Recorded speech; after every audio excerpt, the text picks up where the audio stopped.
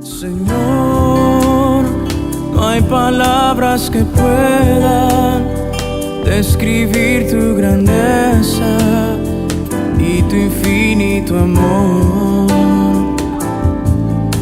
Jesús, sé mi luz y mi guía, y sé el aire que respiro.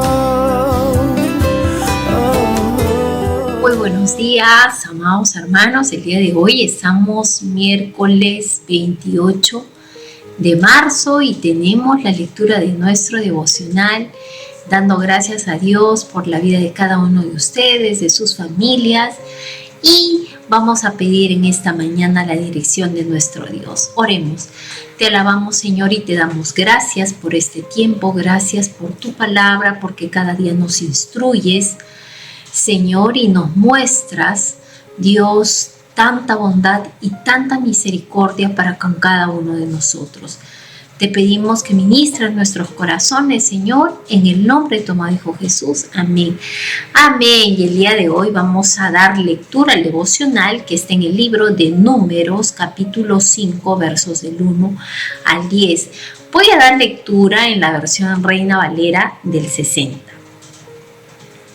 Vamos con la palabra de Dios. Dice así: Jehová habló a Moisés diciendo: manda a los hijos de Israel que echen del campamento a todo leproso y a todos los que padecen flujo de semen y a todo contaminado con muerto.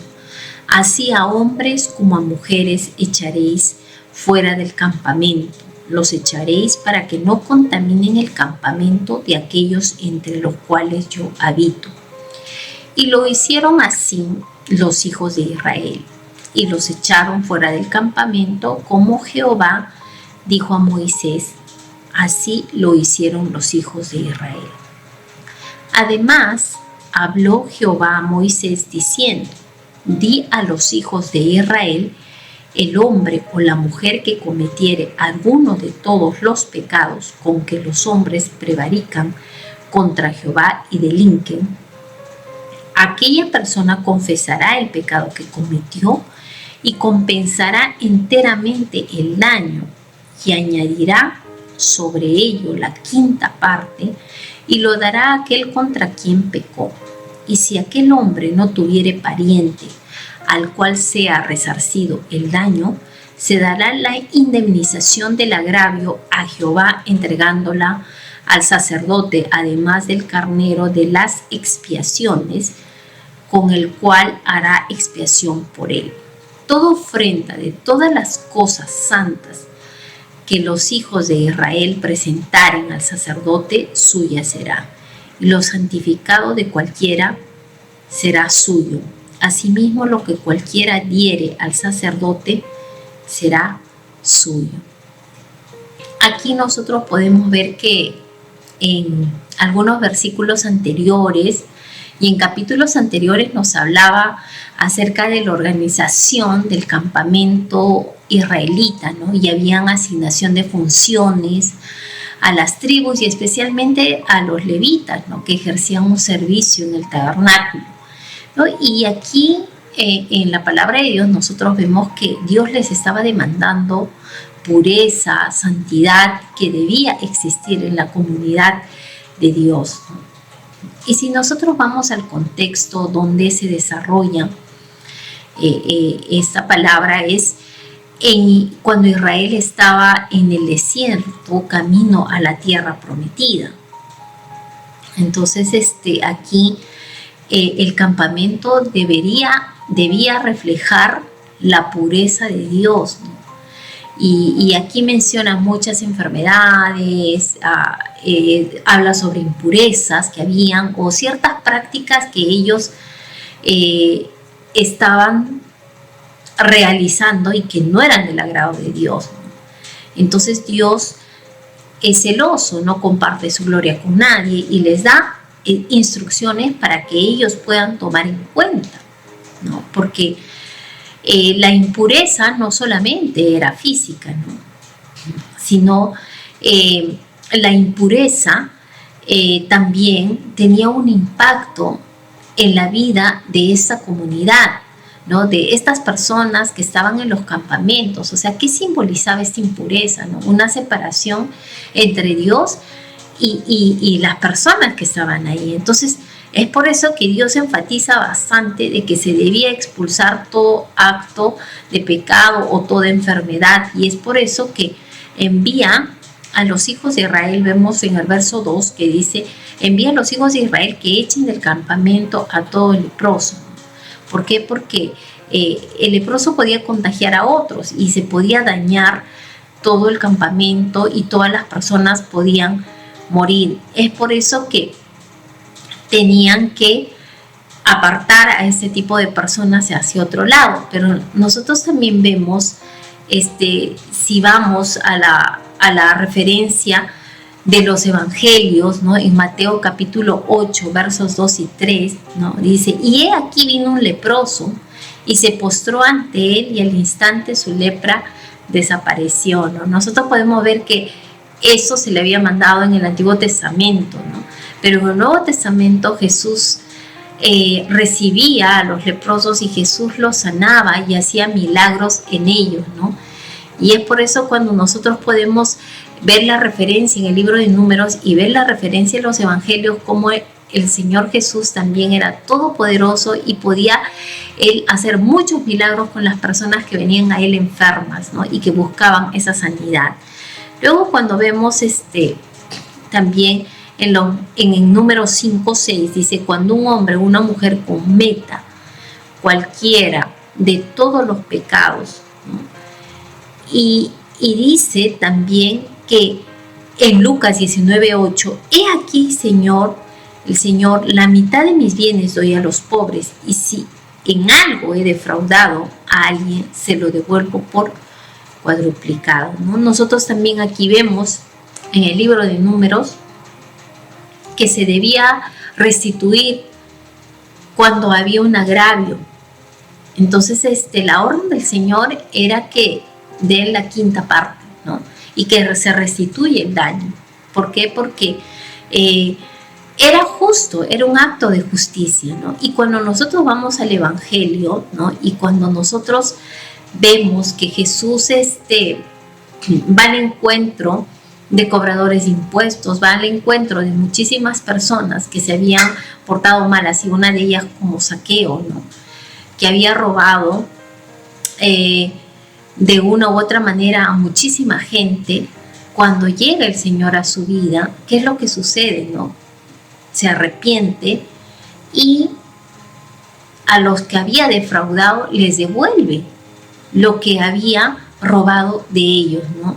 Y esa es una señal de un cambio en la vida de una persona, cuando sabe que ha defraudado a los demás y sabe que tiene que restituir el daño, ¿no? No tan solamente es con una palabra, sino que se tiene que ver con hechos, ¿no?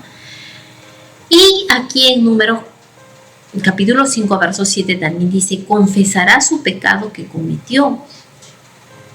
Y aquí también el Señor da las instrucciones de que el campamento, si se cometió un pecado, tenía que ser confesado. Y si nosotros vamos a 1 de Juan, capítulo 1, verso 9, dice: si confesamos nuestros pecados, Él es fiel y justo para perdonar, ¿no? Entonces hace una referencia a que nosotros vayamos al Señor, confesemos nuestro pecado y creamos que Él es fiel y justo para perdonarnos y limpiarnos de toda maldad y de toda maldición. Entonces, nosotros podemos ver que aquí la palabra del Señor está hablando acerca de la exclusión de los impuros, ¿no? Del campamento. También nos está hablando acerca de la confesión y la restitución. Y también aquí en la palabra de Dios en Proverbios 28:13 dice: el que encubre sus pecados no prosperará, mas el que los confiesa y se aparta alcanzará misericordia, ¿no? Nosotros en este tiempo tenemos que pedirle al Señor: Señor, ayúdanos, muéstranos, ¿no? Espíritu de Dios, ¿dónde hemos fallado? Dice que el Espíritu de Dios nos convence de todo pecado, justicia y juicio. Y en este tiempo nosotros tenemos que pedir al Señor, Señor, renueva un espíritu recto dentro de mí, ¿no? Estar a cuentas con Dios, tener esa comunión con el Señor, porque dice, sin santidad no podremos ver a Dios. Nosotros estamos, miren, analizando en el libro de Números estos campamentos que estaban siendo formados por los israelitas que estaban camino a la tierra prometida, pero Dios les da instrucciones claras sobre la impureza, sobre el daño, el agravio hacia el prójimo, y que tenía que haber confesión de la falta, confesión del pecado y la restitución del daño hecho, ¿no? Y la restitución con intereses, ¿no? Cuando había un robo, un engaño. Entonces nosotros estamos frente a un Dios justo. Y aquí, cuando nos habla de todos estos puntos, nosotros tenemos que darle aplicación a nuestra vida, ¿no? El Señor nos llama a una pureza espiritual y moral, ¿no? Y Dios exige que vivamos en santidad, y que nosotros tenemos que analizar en este tiempo qué es aquello que está contaminando mi relación con Dios, ¿no? ¿Qué es lo que tú ves, aquello que te aleja de Dios? Aquellas cosas que tú estás haciendo, ¿no? La palabra del Señor dice, si tu ojo te es ocasión de caer, tu mano, tus pies, córtatelo, ¿no? En sentido literal, que tú tienes que apartarte de todo eso, ¿no? Porque Dios es un Dios santo, ¿no? Porque Dios en este tiempo nos pide apartarnos del pecado y buscar esa limpieza también espiritual, ¿no? Y esto, cuando nosotros estamos cerca, la palabra del Señor es lámpara, dice la palabra del Señor, a nuestros pies y lumbrera en nuestro camino, y nos va instando cada día a ponernos a cuentas con el Señor, ¿no? Y también acerca de la confesión y la restitución. Mucha gente o muchas personas, cuando hacemos daño a alguien, ¿qué es lo que pedimos? Perdón, sí, pero también debemos tomar una responsabilidad de restituir el daño que hemos hecho, ¿no? Sea con palabras, sea con hechos, sea con acciones, sea con cosas, ¿no? Y la Biblia nos enseña que nosotros debemos ser íntegros y justos también en nuestras relaciones con los demás, porque Dios pesa nuestros corazones, lee nuestros pensamientos y dice, todo lo que el hombre sembrare, eso cosechará. Así es que estamos frente a un Dios justo, ¿no? Que Él nos ve, nos conoce, sabe las intenciones de nuestro corazón. Así es que reflexionemos en este punto. Jesús, también vemos que Jesús es nuestro sumo sacerdote. No dice, el sacerdote recibe la restitución cuando no había destinatario, esa era una orden que se daba para los campamentos en el libro de Números. Y nosotros en Cristo, ¿qué encontramos, no?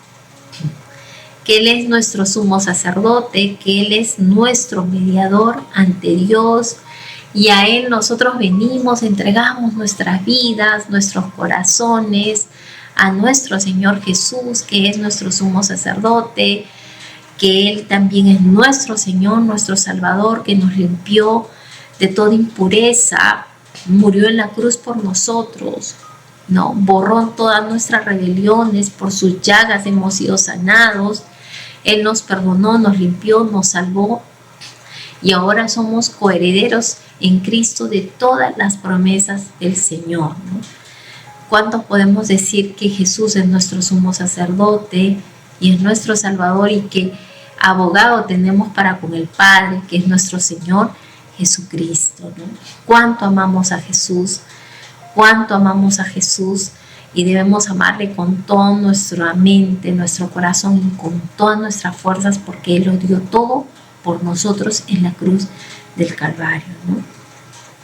Y aquí también cuando nos habla del cuidado de los campamentos, que se tenía que expulsar a las personas que estaban enfermas con lepra, porque era una enfermedad contagiosa en ese tiempo y que mucha gente moría, ¿no? Y hoy en día, ¿qué es lo que nosotros debemos hacer? Dice, debemos también proteger, ¿no? La comunidad, la iglesia, ¿no? De todas prácticas, de todo tipo de prácticas pecaminosas, ¿no?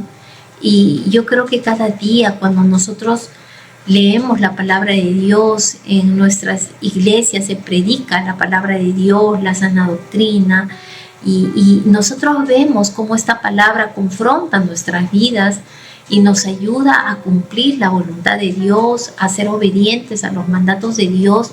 Entonces nos vamos santificando cada día también al leer la palabra de Dios, al tener nuestros tiempos de oración, nuestros tiempos de devocional, ¿no?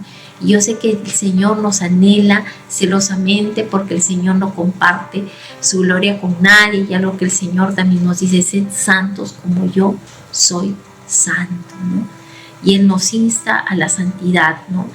Y nos da a ver todos estos pasajes que hemos leído en Números capítulo 5, la importancia que tiene para Dios acerca de la pureza, la santidad, la importancia que tiene para Dios la confesión también de nuestros pecados, ¿no?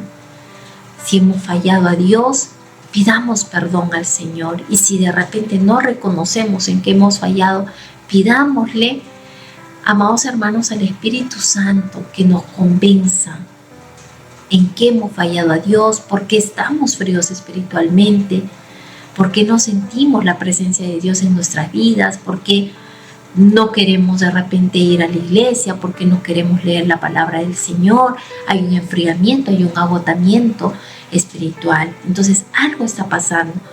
Dice la palabra del Señor: confiesa tu pecado y Él es fiel y justo para perdonarnos y librarnos de toda maldad y de toda maldición, ¿no?